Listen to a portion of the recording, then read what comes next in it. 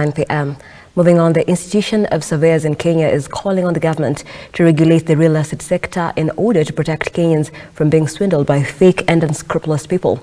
Issuing a press statement following media reports of Kenyans who have fallen victim to the swindlers, the professional body called out the attempts by some real estate practitioners who are purporting to be in a position to regulate themselves, saying it is only in Parliament that the regulation should happen.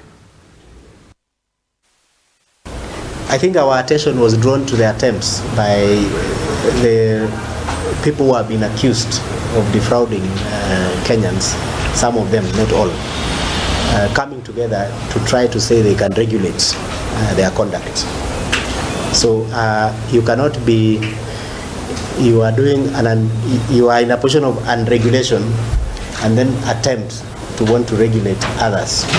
It's only the law and the government which can provide that form of regulation. The professionals are regulated under an act of parliament. In as much as we want to say we self-regulate, is an enabling legislation that allows us to regulate. So private individuals cannot wake up one day, meet in a hotel and tell public, trust us, we can regulate ourselves. That should not be allowed, and it's a recipe for chaos in the sector, because individuals will trust them with their money, and when you go to them, the mechanisms they would use to arbitrate the issues you have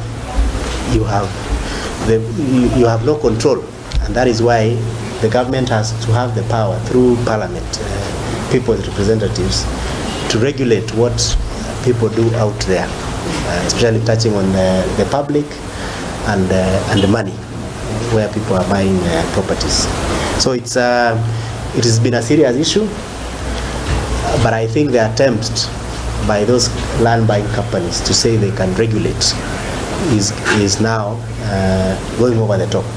I think what they should do is to push government to legislate.